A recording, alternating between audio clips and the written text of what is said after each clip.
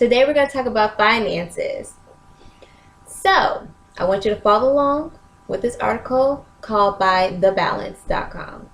And we're going to talk about how to save money and accrue interest. Who doesn't like to save money and get money for saving their money? Do you like it, Tamia?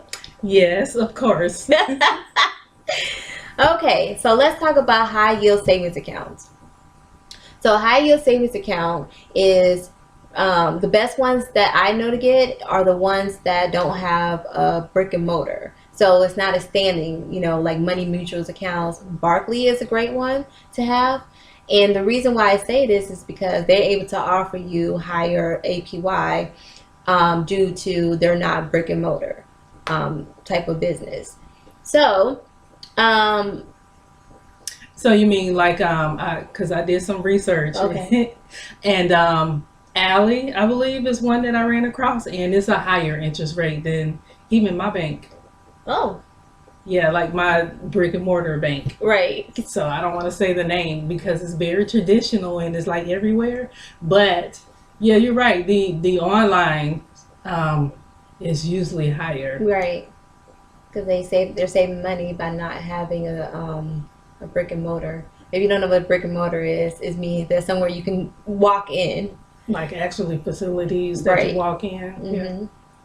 And then another one I saw, another one is an option is savings bonds is an option. Now you want to be careful with savings bonds. You just don't want to just get any savings bonds, especially bonds for businesses. The best ones are federal bonds. And being this is that if a business goes out of commission, you're screwed. Your money is going out of commission too. The best bonds to get is the ones with a AAA rating because they're FDIC insured.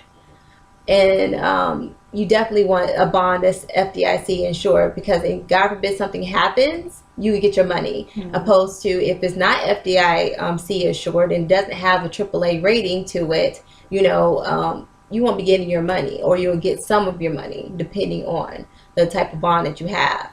Another thing with bonds is if it's also a AAA that has a AAA rating, sometimes the interest rate that's accrued with that is not as large as if it was with a savings bond with the lower rating.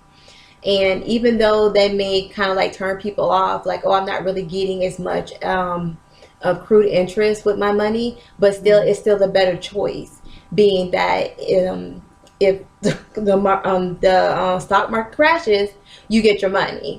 So don't just look at, oh, I'm not really getting any interest back, for the money that I'm putting in. Look at, the big picture. And so that's another way to save money, saving bonds. And what about money market accounts? Oh, the money market accounts is what I was referring to. The high yield savings accounts. They have high yield savings accounts that go from anywhere from like 1%, and some of them go as high as 5%. I want to run into one that goes up to 5%, because I personally have money market accounts, and it's like 2.75%. So, but hey, if it goes up to 5%, that means that did you get more money? And on top of that, depending on the amount of money, now don't think just because it goes to 5% that you're gonna get a whole bunch of money back. Let me tell you how it works. It's APR, just right. It's over the 12-month period. Right. So it's over 12 months period, but it also depends on how much you put into the savings. So pretty much if you put $10,000 in, just say you put $10,000 into the high yield savings account, and the APR is at 5%, you get $500 back, of interest within the year. For the year, not right. the month. For the year. So don't think you're gonna get a whole bunch of chunk of change. So really the amount of interest you get back is dependent on the amount that you put into your savings. Also, I wanted to tell you about CDs with certificate of deposit.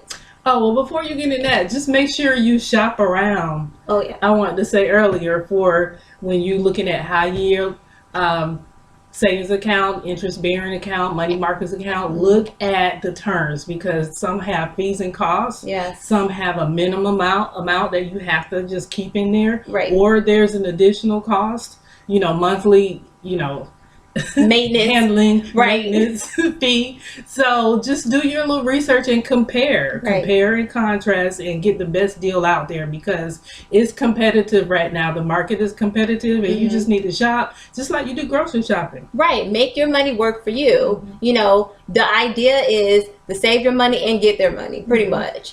And so make your money work for you. And also, if you're having a hard time saving stuff, you can do the automatic savings devices. Right. There's Digits. There's a lot of automatic saving devices where you pretty much buy stuff and then the Digit will calculate it and then put a percentage towards the app or whatever. So it's kind of like out of sight, out of mind. And you won't even like, oh my goodness. And when you check the Digit, you're like, oh my goodness, I saved all of this because it's automated. You don't even have to think about it. Just spend and it'll do the rest for you. Another one I want to tell you about is CD, certificate of deposits. Now, with certificate of deposits, they have different maturity rates. They can go from 1 month, they can go from 10 years.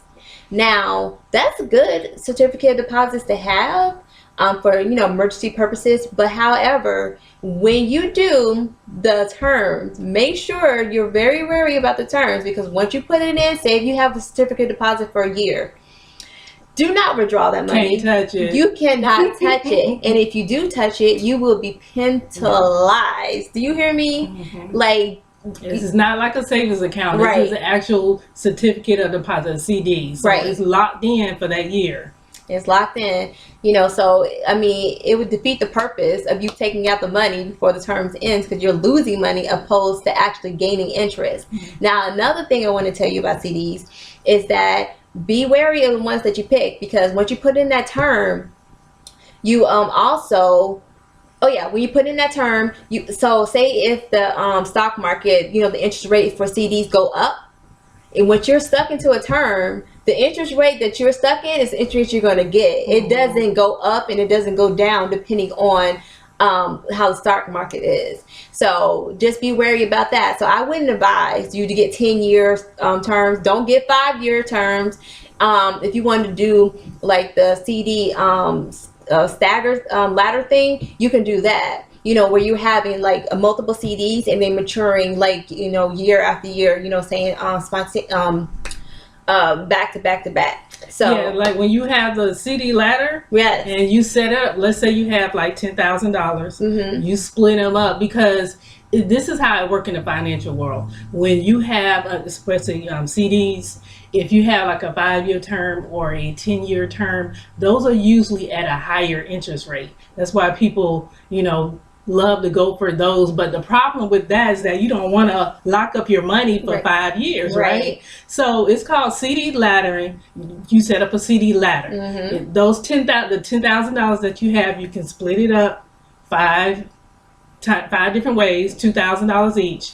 And let's say you get a CD for 1 year term for $2,000. Right. The next year, same thing until you get to the 5, CDs for $2,000 each. That's all of your $10,000, right? Okay, so as they mature, you want to renew them. When the first one mature, that you set up for the 2,000, you put that one into a 5-year CD at a higher interest rate because you want to benefit from the higher interest rate, but you don't want to lock up all of your money. Right. So you have the 2,000 in there. So the second year, when that one comes up, you put that one into another 5-year CD. And when you go all the way into the your fifth one, and you put that one into a 5-year CD at a higher interest rate, what will happen the next year roll around, your first 5-year CD will be maturing. So you're making money out of the higher interest rate from all of your 5-year CDs by now. And not only that, you're not tying up all your money because every year because you have a CD ladder. Right. Every year, one is going to turn. So if the next year fall around, you got 4 other CDs, Right. five-year CDs that you have available that you're making money. Not available, but you're making money at the higher interest rate. Right. But one is coming up, and if some emergency come up or whatever, your money is not tied up. You can use that one. So that's the benefit of setting up a CD ladder. Right. Yes. So there's a lot of ways that you can save your money and accrue interest. And there's a lot of ways that you can save money, period. First, a lot of people like to watch TV. I personally think TV is so overrated. So they have Netflix, they have Zulu, they even have the YouTube videos that you can purchase and stuff. So having like a $100, $200 phone bill, that's so outdated. I would say this is ways to save your money. Also, grocery shopping. Oh my goodness, become a loyal customer and stuff. My bestie, a coupon guru. Do you hear me?